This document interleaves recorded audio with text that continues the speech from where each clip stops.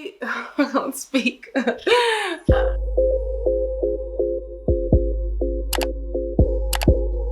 Hello, welcome back to my YouTube channel. My name is Gift, but you can also call me Giftee Love. Today's video is something a bit different to me because I don't really talk about makeup, but I do want to talk about it a little bit more. As you can see, I have tried the foxy eye trend and I'm quite pleased with how it turned out. What do you think? Did it bang? And I have hooded eyes, so I'm quite proud of it.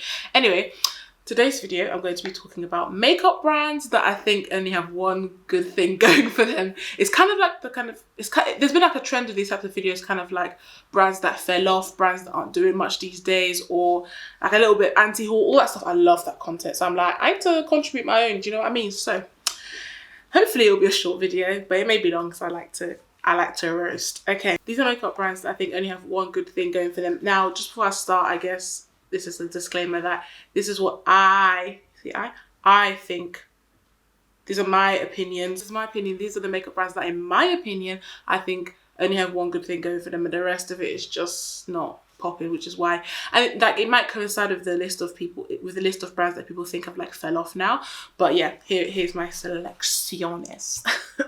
The first one, which was like a really obvious one because the name of it is Beauty Blender. Ooh. It's interesting. In a way, sometimes I feel like they shot themselves in the foot by calling themselves Beauty Blender, because it's kind of, I think, if you call yourself something like Beauty Blender, it kind of, either you have your one product and that's what it is, and that's where it goes off Beauty Blender because that's the one thing that you supply, or you change it. I don't know, just calling yourself Beauty Blender puts you, unfortunately, in this hole where, like, people only come there for one thing. And I think they do, it's not to say that the one product that they do, which is the Beauty Blender, the beauty sponge that loads of people love and use, isn't good. It's a really good sponge. I mean, it's like $20, they say. And it's like, well, it's more than £10. It's actually more than £5, so I'm not buying it. I use the Juno sponge, which I really, really like, and it's really soft. And the e.l.f. one, the new camo sponge that a couple of people that I watch say they really like. I really love it. It's so soft and it's so like light and airy in the way it blends, and the way it like holds powder as well. It's just really, really good. But yeah, the Beauty Blender is like good for people that use it, people that love it, especially professionals. They wouldn't use anything else, whatever. But like, they do the one thing really, really well, the Beauty Blender, and that's, there was a time where they were just making lots of different variants of the Beauty Blender and putting it in like promotional packaging for Christmas and different holidays. It was just like, they were doing the most, just do your blender and go. But they did their foundation launch, which flopped. Like, it was such a big flop a couple of years ago. I just remember seeing the YouTube videos. It was so like, whoa, how could you, as a brand that does, that kind of works in complexion, that's the whole point of Beauty Blender, is that you use it for complexion. How could you get complexion so wrong? I'm so confused. Anyway, they did the foundation, which flops, but apparently they expanded the shade range and it's really good. And it was sad because the packaging for the Beauty Blender foundation was so innovative and so new, and it was really interesting. It was just sad that people couldn't use the fucking thing. And I think now recently they came up with a concealer, which some people like, but honestly, when it comes to Beauty Blender, they're called Beauty Blender for a reason. People come to them for their beauty blenders and they go. They don't stay around for anything else. Maybe they do, but that's the one thing that they do well, and that's it. And maybe they'll come up with something in the future that everyone loves and changes the makeup industry. But I don't think anything can change the makeup industry like the Beauty Blender when it came out did. And I think it should just be like, you obviously want to diversify and expand, but I think they should just kind of be happy with that. The next brand, Tarte. Okay, so so this one, I feel like everyone talks about how Tarte Shape Tape is like, that's it. That was the only thing. What's interesting about Tarte is that for me, I was never really a fan. It didn't really, their branding, the thongs, the things that they sold, just the way they conduct themselves wasn't really for me. It was this beachy, kind of exclusive club for certain girls that do certain things and live their life a certain way, yeah? So it never really appealed to me, but all I knew about, like when I started watching beauty YouTube, a couple of years ago, Tarte Shape Tape was the shit. Like, if you want that concealed under eye, that's what you go for. And for a long time I wanted to buy it. I remember going on their website loads and just looking, I'm like, I can't pay this for concealer, nah. Not back then, I was looking, I was like, nah. I'll come back on the website a couple of weeks later, nah. Thinking like it would change. I couldn't bring myself to buy it, even though everyone loved it. And I mean, to be honest, even the shade range for the concealer, like the original concealer, I didn't think was that good anyway, but I digress. Tarte Shape Tape, for the people that love it, they love it. But what's been interesting is that like back then people really loved it, and I think it's because there wasn't really any options and no other concealer that was doing like the full coverage, like spackle full coverage that Tarte Shape Tape did back then. But now we have so much more options. A lot of people are like, actually it doesn't bang like that. And I think it's one of those things where the reason Tarte Shape Tape was talked about so much is because it was by beauty influencers, and so people that were on camera, and for them Tarte Shape Tape was really good because it concealed and made you look really airbrushed and really kind of, because it was so full coverage, it was very good for if you were filming a lot or taking pictures for content and things like that. But for the everyday person that just wanted to put on their thing and go to work, it just looked a bit ridiculous. It's like, where are you going to, is what I kind of hear regarding Tarte Shape Tape now. But I kind of wish that back then they were saying that. But I guess it's one of those things where you're going to promote the thing that you really like for your circumstances. I think that's one thing that people forget, is that when influencers are saying they love something, it's because like they love it, and it's not that they're lying, but like for their unique circumstances it's perfect. But they are content creators, so of course they're gonna like the full coverage stuff. Of course they're going to like the thick kind of, they may like the thick texture because of their skin type and all these different things. So I think when considering purchasing something that is recommended by influencers, think about the unique circumstances they're living in and then why they may recommend it. Digressing, I've heard that people really like the blushes from them. The Amazonian clay thing is quite popular, which is interesting to me because for me clay is drying, so I don't know why you'd want something with like drying properties in it and a blush. So you want your blush to be like glowy, and I mean you may want it matte but you don't want it dry. I don't know if I'm missing something there, but yeah, Tarte Shape Tape, I think they have that one thing going for them, and I think it's enough to like carry them through, but I don't know for how long. Because once a generation of Shape Tape people go, I don't know how they're going to integrate the new generation to want to be involved and like Shape Tape. I don't know. Everyone's been talking about this one. Becca. Now, I think, so the one thing they have, Becca is the next brand I'm going to be speaking about. So I think the thing they have going for them, which everyone talks about, is the Champagne Pop highlighter. And it's what was, I think I didn't really know much about Becca until I went to this ASOS Pilates class, and I went for the goodie bag of Becca stuff. So I was like, fuck it, I can do some exercise and I get some free makeup, why not? And that's kind of how I learned about Becca, and I sit through this whole kind of seminar thing. It was fun and it was interesting, and the brand seemed really cool, and you know, all about just, you know, I think they'll very into kind of glowy complexion, glow from within stuff. So the one thing I think is sad is that the fact that Champagne Pop isn't theirs. Does that make sense? That Champagne Pop, from what I understand, was a collaboration with Jacqueline Hill, and so forever it will be tied to that influence. So it isn't something that Becca particularly did and like really made a big impact with themselves. Now, I know some people love their bronzers, I think, and some of their other highlighters. I think when it comes to highlighters, that is what they do very, very well. And Champagne Pop is the most famous one, which is really interesting because I didn't know about Becca. And then when I went to this talk, and they were like, oh, I'm really sorry, there's no Champagne Pop in, they're just so like, sorry, there's no Champagne Pop in the bag, or we're not going to be talking about Champagne Pop, you know? And it's this, and there was this kind of like communal, okay. And I was like, why? What's so crazy about the Champagne Pop? And I remember going on ASOS to look it up, and it was like sold out there. I was like, what? And I checked, it's not like a new product. So it's one of those things where I think forever it will be one that is kind of, you know, people say that it's universal. People say it's really nice, it makes you glow in a really beautiful way, and you can like wear it with whatever look you're doing. So I think that it's good that they have that, but it's unfortunate for them, I guess, that it's always going to be tied, if she has the good royalty set up, it's always going to be tied to this influencer.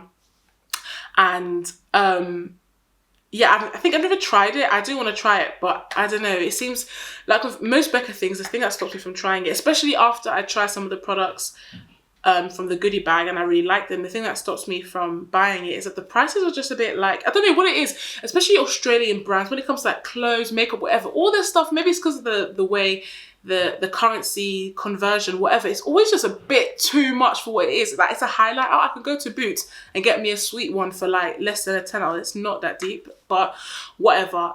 Becca, Champagne Pop, this are together, and they're gonna ride that. Every collection, everything they can incorporate Champagne Pop, they're gonna incorporate. And I mean, it's smart for business for them to incorporate their best-selling highlighting collection. So, but it's just like, come on, there's other things you can do, especially when it comes to this glow from within stuff. I think they could, you know, they must be able to do stuff with complexion. I think the one Becca product I have is the it's that stick. It's this one where you put, and I really like that because if I'm not wearing makeup and I put that on, it does look like a glow within. Not sweaty, but like it just looks glowy and cute. It's not like doing the most. So yeah, I really like that one. So I think if you want highlight, Becca's a good choice if you have the money. I got that for free, so I was just like, yeah, it's pretty decent. Now, the next brand I'm going to talk about, which might be an unpopular opinion, especially for people that are diehards for this brand, but I think I want to like share what I think first, is MAC. Now, this is a bit different because I think across the board, they consistently produce really good things, but I think this, the title of this video is they only have one good thing going for them. Sometimes it may be, although I've been talking about products, for me, that could be like anything. I think for MAC, the thing they have going for them is the fact that they've been around for the long time and they were the first. Their like legacy is what they have going for them, not necessarily their product specifically. Now, I think they have really beautiful lipsticks. Their foundation is okay.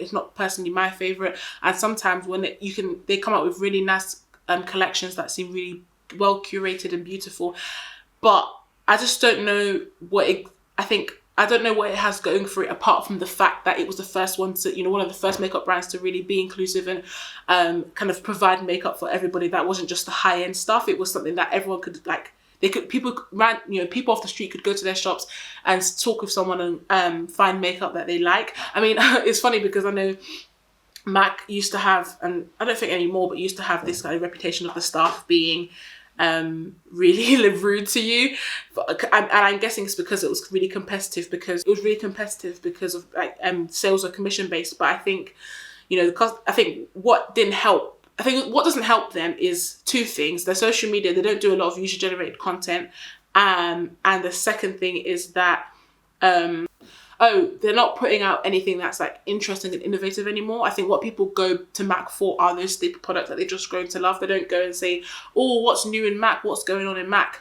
And the Instagram doesn't make you feel like you're part of this kind of community. I think most makeup brands now use user generated content, and it does them a world of good because it makes you feel like, oh, look at this regular person doing this stuff with their products. I could buy it and maybe do that, rather than it's all editorial, all beautifully professionally shot. And I think maybe that's just the way the brand is, and it's them not wanting to get with the times and have like this social media, this interactive and accessible social media, because it feels weird because MAC kind of has, on one hand, this accessible, just come to our store and discover makeup and we'll teach you.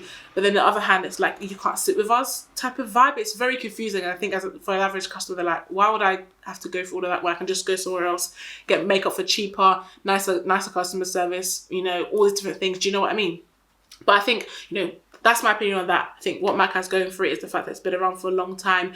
They've, made a name for themselves, and some people have just grown up and always used MAC and loved their stuff. And so they will continue to use their products for as long as they live, will continue to like their products, But I don't think there's anything else that's that helps MAC stay relevant and helps their customers really enjoy and kind of want to promote their products. Do you know what I mean? Okay, so the next couple for me are just ones that I wasn't sure about, but I was like thinking about in my head, that I was just like, I'm not sure. So the first one is Kat D, which is now KVD Vegan Beauty. First of all, I could do a whole video, I might do actually a whole video advising the KVD team on how to go about their rebrand, because they're doing it all wrong. It doesn't make any sense. Like, change the name, dead the packaging, done it all. The people that like Kat D will always like Kat D, but they're gonna have to go somewhere else to get their needs met, because you're trying to target a new audience, and you can't try and keep both of them. One has to go and you have to find your new base, yeah? Anyway, Kat D, I think the things that they had going for them was the fact that they were edgy and they were out there. And I think their Shade and Light palette and their Lock-It, if you wanted full coverage foundation, their Lock-It foundation, and I think concealer as well, what they had going for them, but that was it. And kind of the only thing that I think it was one of those things that when you had makeup back then that was like cute and pink and nice and girly, Kat D was this like black, gothic, edgy, different alternative makeup brand, and that's what people loved about it. And obviously with all the controversy with the owner, people, cancelled it, I would say successfully, because now she's sold off the company and they're trying to rebrand it.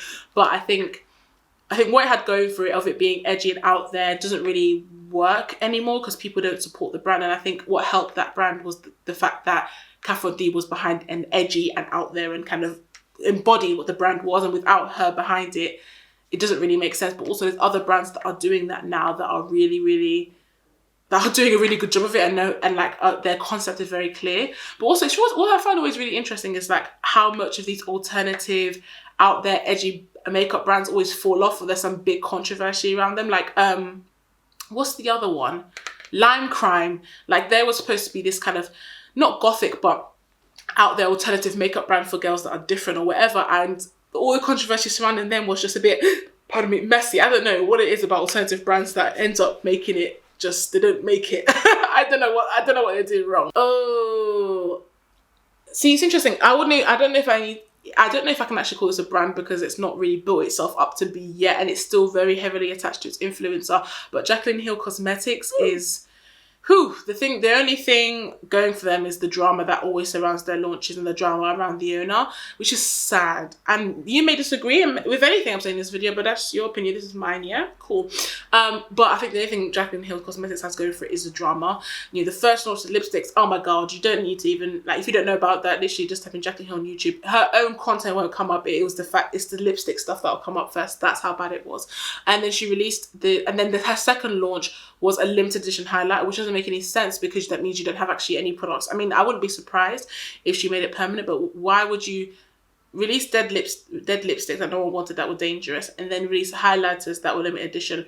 Maybe it's because she wanted to test run if people would actually still buy and trust her, and if they did and it like sold out and whatever, then she was going to start releasing permanent things again. Potentially that would make sense, but I wouldn't be surprised if they made it permanent. I'm not really sure, but I think that's the only thing it has going for it, and forever it will be that. Unfortunately, I don't know if they manage to shed that drama, wow, that would be shocking. I'll be surprised for them. I'll kind of be happy for her because it's a lot of shit to shove. But you know, Jacqueline Hill being this big influencer and all the drama surrounding her and all the things and all the fodder it gives, like drama channels and different things like that, I think is the only thing it's the only thing that Jacqueline Hill Cosmetics has going for it, and it's the free PR that she'll always get from it that will allow that brand to thrive. But also just the diehard people that will not learn their lesson to not buy from this woman, that is what will keep it going. But it's the drama. Urban Decay. The one thing it has going for it, I would say, is a naked, because what I was really interested in the other day, I looked at the most popular eyeshadows like over the last couple of years, decades, whatever, and a lot of, and like on the list consistently was the Naked 3 palette. And you know, I was surprised because I didn't even have that palette. I didn't really hear about it. But when I looked at it, I was like, will this actually work on my skin tone? I'm not really sure. Like reading all this list and doing some research, like the naked line was so successful, and I can see why they're clinging onto it. I think they just released, what's coming now most recently is Naked Ultraviolet, and I know Heat was quite popular, albeit controversial because of the swatches. What was the other one? Cherry as well was quite good. But the Naked line is just, I think that is the one thing that people come to Urban Decay for. I mean, I don't know. I mean, I don't know, because I know their Glide On pencils are really popular. Their setting spray is actually really, really good. So I don't know, maybe it wouldn't make it onto the list because it actually has several things going for it. But I don't know, if you have to whittle it down, if you think what is keeping Urban Decay afloat, it's the palettes, it's the Naked line, and that's why they won't retire it ever. No, like they retired the original series, but they're like making different developments of this new colourful range that they're doing, but they'll never retire the Naked line because I think it is the thing keeping them afloat and is what they're well known for. What was interesting is that when I got my first Naked palette, I thought the brand was called Naked. I didn't know it was called Urban Decay because like when I ever heard of the brand, it was always to do this, naked that. So I thought the brand was called Naked, and it said Naked really big on the palette. So then I was like, Urban Decay, I don't know what that is, and they're like, it's the Naked palette people. I was like, what? That was a big revelation. But yeah, I'm sure you care about that story, but I thought I'd share it with you. Benefits. Benefit. Oh, you already know before I say it what the product they have going for them. It's their brow products. Benefit, sweetie. Let me just talk to you one-on-one, yeah? You do brow products so well. I'm wearing Benefit brow products on my eyebrows right now. You do them so well. Just stick with it. You don't do complexion very well because there's no shade range. There's not many other things that people think, Benefit, this is where I'm going for stuff. Apart from the Hoola bronzer. I know a lot of people like the Hoola bronzer. But that's it. Even then, it's like, you know, they don't even have colours for everyone until very recently. So it's literally the eyebrow products that Benefit has going for it. And, you know, you do that really well. So you just stick with it. Stop trying to do complexion. You clearly don't know what you're doing. And it's just, I think I've been seeing a couple, like, I've been seeing Benefit pop up on like makeup scene stuff more often than I'm used to. And every time it's just like, it's just so underwhelming. I'm just like, ugh, stop, it's boring, leave it, it's okay. Benefit, that one thing going for it is their Gimme Brow, various brow pencil things that they have. But again, it's one of those things that they only have that going for it. You could probably go other places for brow products, but if you have what, you know, if Benefit's what you like and you like the formula, whatever, fine. But I think Benefit, let me know if you disagree, if you think, oh no, actually it has some other bangers, but I think it's the brow pencil. That's the one thing they have going for them. I mean, like, I actually want to make sure I'm clear that me saying that these brands only have the one thing going for them doesn't mean the products that they have going for them are bad. No, I just think it just makes me laugh, like, thinking about some of these brands that they have this one product that's just keeping them afloat. And it's like, don't underestimate the power of a staple product for a company. Like, you know, they always, the best thing you have in business is a repeat customer. Someone that buys something once is not like, you want to invest in a product and you want to make sure that that person is buying it again and again and again, because that over a period of time is what's going to make you the most money. Because it's like, oh, this thing's £50, great, I've made £50, but you can make £50 every year or every month or every couple of months. And that is why I think, in a way, some of these brands need to focus and face their front of the products that do really well, rather than trying to do all the rest of it. Because what it does is that it takes innovation from the area that they do well, and that's making them money, them trying to diversify and, you know, broaden their portfolio with products that people don't want, especially their repeat customers that are making them the most money. And I think the thing with the brands I've been mentioning is that it's their repeat customers that are keeping them afloat. I don't think there are new people coming into makeup and buying from these brands. Do you know what I mean? But I don't know. Let me know if you disagree. I'm on to the last two on my personal list. The first one of the last two is Stila. So I think, you know, they are known, very, very well known, and they like changed the game with their liquid eyeshadows, the glittery ones, and I have one, and it was a bit expensive for me anyway, but I really, really, really enjoy it, and I think it's beautiful. And I think what they did, especially at the time that they released it, really rocked the boat. Oopsie, I must fill my bun off when it comes to makeup, and I think it helps kind of really elevate a look so easily. I mean, a lot of people, I think for me, I don't even have to use like a different utensil. I just use the tip and I just make the shape that I want. It's beautiful. And I think they did a really good job with it. And I think they do stay in their lane and just make the thing that sells really well. I'm surprised it's not in as many colours as I thought it was. I remember when I was looking, I went to the shop to have a look, and I thought it'd be in a rainbow of stuff, but it really wasn't. Maybe I was missing something, and maybe they have like limited edition stuff, but the range of colours wasn't as much as I thought it would be. And but I've seen that they do other stuff. They do like primers and other things. But again, when you look at, you know, people's favourite videos or just like makeup stuff in general, you don't see people saying this Stila stuff is top notch, this is my favourite, this is my whatever. No. But for liquid eyeshadows, the brand you think of is Stila, and for them to have done that is very smart, and it will continue forever to make them money, that brand recognition, but also that brand identification of liquid eyeshadow equals Stila. They've done an excellent job with that. Last but not least on my list is Kylie Cosmetics. And I think the one thing they have going for them is their lip kits. Now, are they good? I don't know. I never bought them. I don't support or do anything with the Kardashians. That's their own. They have their crowd. They make their money. They do whatever. You know, when they first came out, I just remember the craze. It was craze.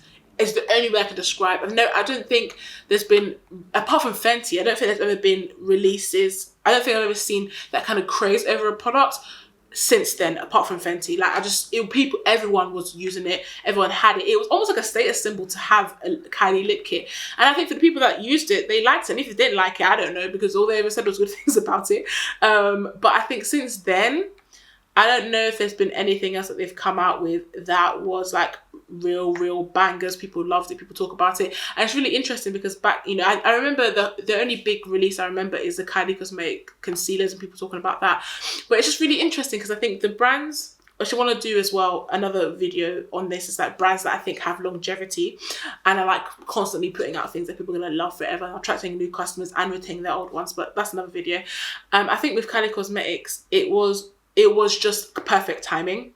And I think when you watch people's favorite videos now, or you just look at makeup brands that people love and are really into, you just don't see Kylie Cosmetics getting on there because it's quite gimmicky, it's quite full, it's for quite a young audience.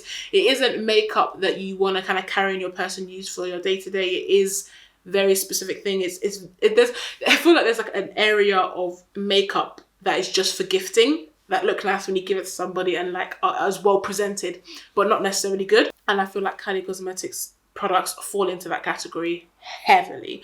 Now I can see, you know, the Kardashians are very smart. They move with the tides, and so skincare is very popular. Now she's starting to do skincare, and it's working for her to whatever extent, I don't know.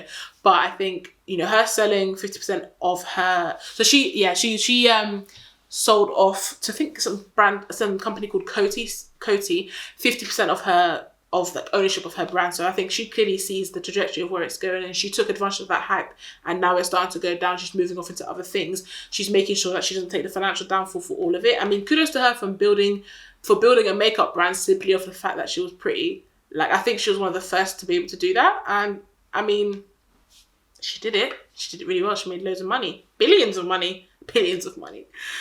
Oh my god. But yeah, anyway, thank you so much for watching. Let me know what you think about these makeup brands that I mentioned. Do you think do they have some ones where you're like, nah, Gift, actually there's some bangers in there that you didn't think about that make them not one hit wonders? They actually have, and I've released some consistent things. Are there brands that I missed that you think actually they only have that one thing going for them and that's it?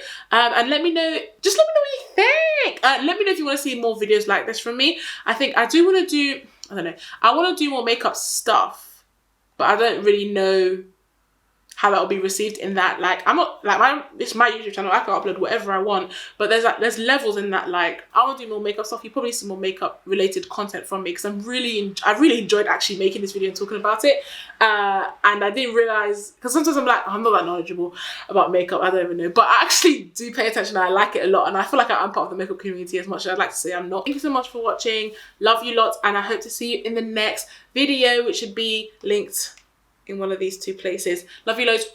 Bye.